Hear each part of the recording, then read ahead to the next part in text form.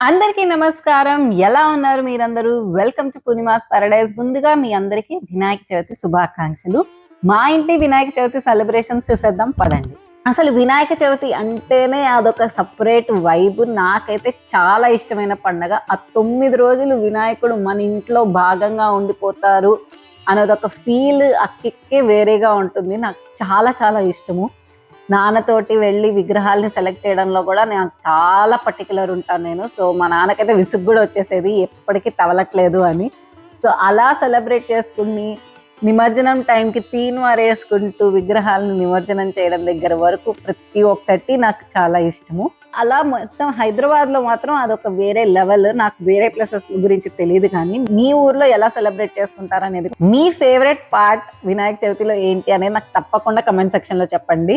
So వినాయకుడు పెట్టిన తర్వాత ప్రతి గల్లీకి ఒక వినాయకుడు ఉంటారు కదా, ఆ వినాయకుడు మండపానికి వెళ్ళి చూడడం, ఎవరు వినాయకుడు ఎక్కువ బాగుంది అనేది ఒక కాంపిటీషన్ లాగా పెట్టుకోవడం, అదొక కంప్లీట్ మొత్తం వినాయకుడి గురించి ఆలోచిస్తూ ఉంటాం ఆ 9 రోజులు. And I think that is నామస్మరణ ఇన్ అ వే కదా, that we are only thinking about God in some way or the other.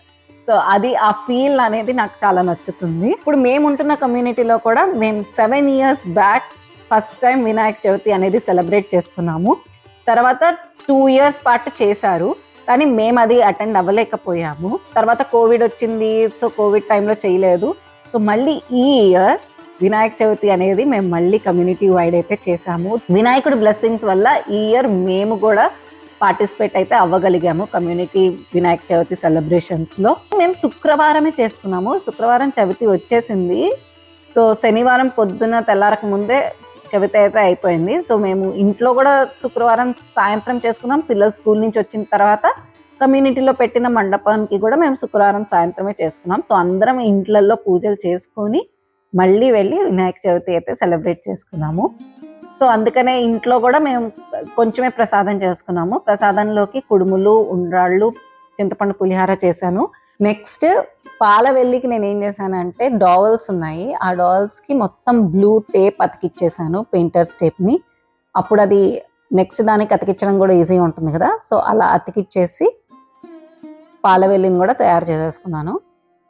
Painters tape ఎందుకు వాడుతున్నానంటే, ఇది మళ్ళీ తీయడానికి కూడా ఈజీగా ఉంటుంది, దానికి కూడా అతుక్కోకుండా ఉంటుంది. బ్లూ కలర్ కూడా కాంట్రాస్ట్ గా ఆరెంజ్ కి పక్కన గ్రీన్ చెట్లకి బాగా హైలైట్ అవుతుంది కాంట్రాస్ట్ గా అని చెప్పి నేను బ్లూ టేప్ నే ఒక కలర్ లాగా చుట్టేశాను.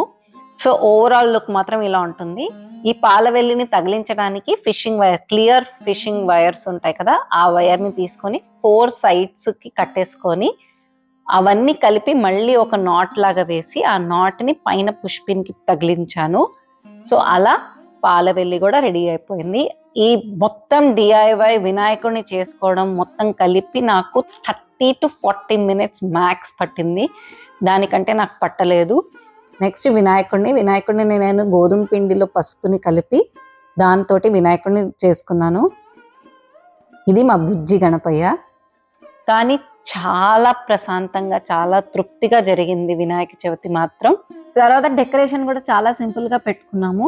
జస్ట్ ఇట్లా పత్రిలాగా రావాలి అని చెప్పి 2 చెట్లను అయితే పక్కన పెట్టుకొని వినాయకుడిని అయితే పెట్టేసుకున్నాము. వినాయక చవితి పూజ అదంతా కార్తీకే చేస్తారు. సో పిల్లలిద్దరిని పెట్టుకొని కార్తీక్ మేము పూజ చేసుకున్నాము. అలా జరిగింది మా వినాయక చవితి. మీ వినాయక చవితి ఎలా జరిగింది అనేది నాకు తప్పకుండా కమెంట్ సెక్షన్ లో చెప్పండి. మీ అందరికీ వినాయక చవితి శుభాకాంక్షలు. ఈ వీడియో మీకు నచ్చితే కనుక తప్పకుండా లైక్ చేయండి, షేర్ చేయండి, ఈ ఛానల్ కి సబ్స్క్రైబ్ చేసుకోండి. నేను మళ్ళీ ఇంకో వీడియోలో కలుస్తాను. అంతవరకు టేక్ కేర్. Thank you. నమస్తే.